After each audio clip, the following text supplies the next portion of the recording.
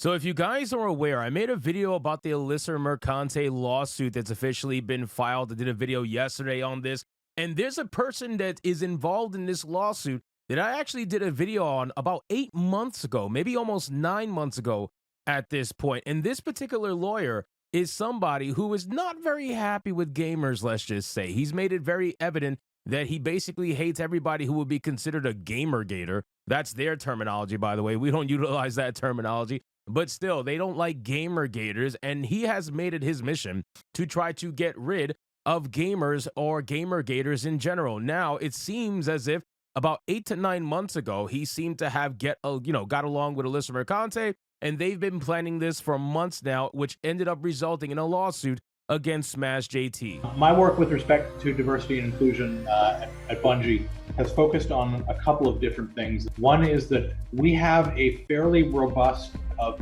creating inclusion clubs. Bungie has 3 currently existing inclusion clubs, and we're about to create a 4th. I'm working on the creation of the 4th. The 3 that exist today are Women at Bungie, Black at Bungie, and Trans at Bungie. I believe we might be one of the only video game studios that has an inclusion club like that for trans people. The 4th is an accessibility group, which is the one that I'm focused on.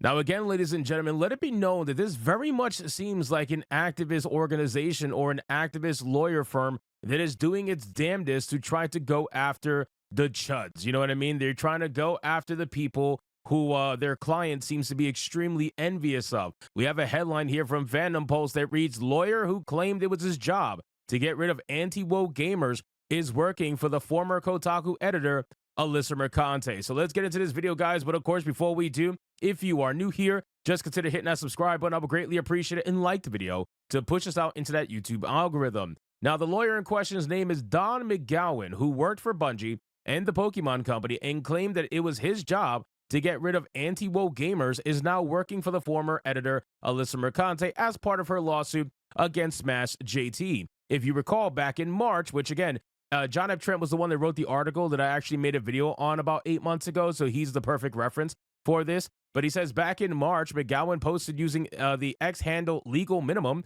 which he made clear was him in a post from September of 2022. He wrote at the time, "My real name is trivially easy to locate, but just to be clear, I am Don McGowan. I spent 12 years as the chief legal officer of Pokemon and am now the general counsel of Bungie." And keep in mind, too, this guy, at the time anyway, because his tweets, I'm pretty sure, are protected right now, and I believe his Blue Sky is deleted, and he did all this before the lawsuit announcement.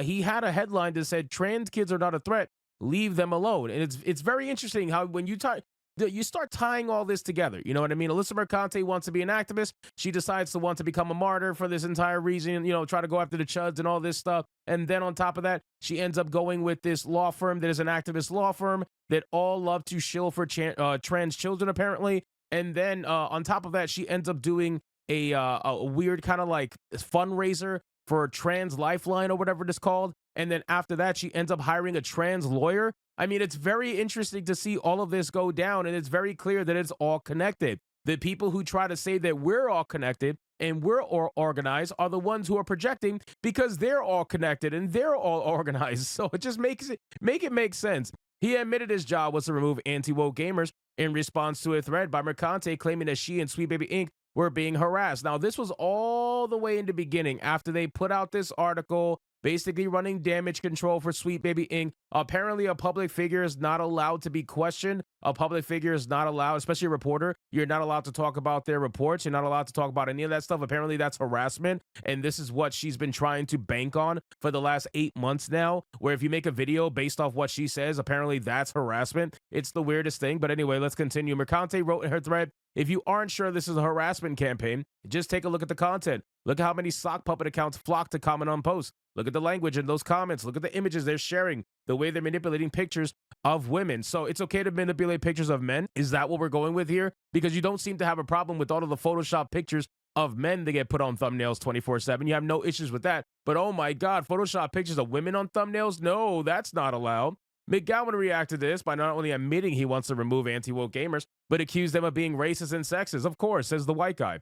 He posted thread 20 years in games, 17 in the C-suite, so I'm well situated to say these people blaming one consultancy for everything they don't like are again demonstrating they know nothing about the subject they purport to be discussing. They are sexist and they are racist. Of course, it's the easiest thing to say that, which is hilarious because a lot of the people that are reporting on Sweet Baby Inc. and other consultancy firms like Sweet Baby Inc. are in fact not white. That's the beautiful thing that these people never want to admit. They never want to have a conversation with the people who are against this stuff who aren't white. They only want to focus on people like Smash JT who are white. People like myself, people like Atreus, people like Kata. They don't really want to have a conversation with us because it goes against their narrative. They might want to speak to me more because obviously I'm an avatar, but ultimately they know that I'm Puerto Rican. I say that all the time. I'm very much brown, and they don't like that. If I was white, they would be going after me much harder, but I'm sure that they are going to take it all out on Smash JT. Anyway, next, he claimed that developers don't want to make games for gamers, and his entire career was to remove gamers from the industry. Of course, I mean,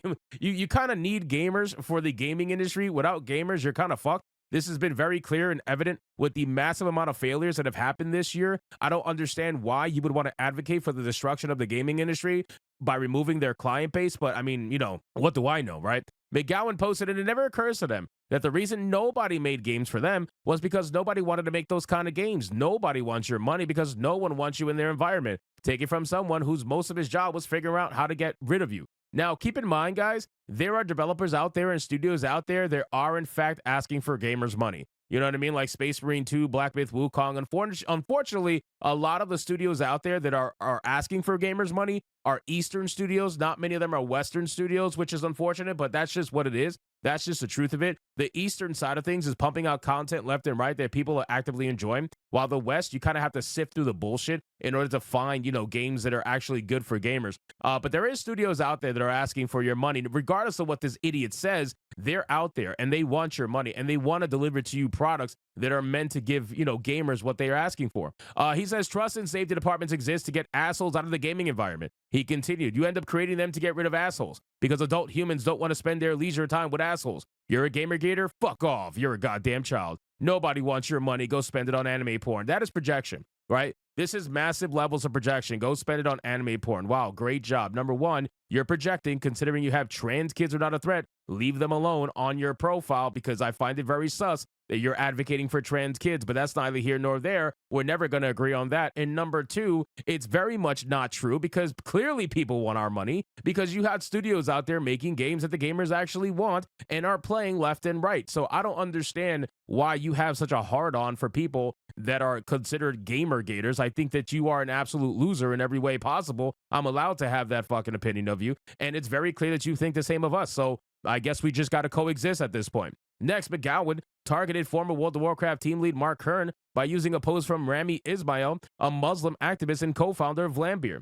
Ismail wrote, so the Gamergator ex-dev grifters back claiming shit about forced diversity leading to funding. And let me tell you, not even once in my life have I worked on, oh, with that he stopped right there. All right, because there has been clear-cut evidence of multiple Canadian, especially consultancy firms that have been given money by the government in the form of grants just because of their diversity. And the stipulations for those grants was you had to have at least 50% diversity in your company. So you can have a company of 2 people, but as long as you have 1 person of color, then that is considered to be diverse enough. So don't miss me with this nonsense of, oh, it doesn't exist. It's totally not happening. When it's been proven over the last 8 to 9 months that it is in fact happening, or that it has in fact happened. And you can try to say all you want that it's not happening, but let it be real. It is. So at the end of the day, man, this lawyer is an activist, and it's very clear that we are starting to understand how Alyssa Mercante, the person who says they have no money, the person who says they have a leaking roof, the person who says they constantly fear about money 24/7, has somehow been able to afford a lawsuit with a firm like this. It's not exactly very cheap. You start wondering why or how that's possible. Well, when you dig deep enough, you'll start getting the answers. So anyway, guys, thank you so much for watching this video. Hope you did enjoy it. If you did, consider leaving me a subscribe. I would greatly appreciate if you get to like the video, comment, let me know what you thought, and I'll see you guys on the next one. Hypnotic out.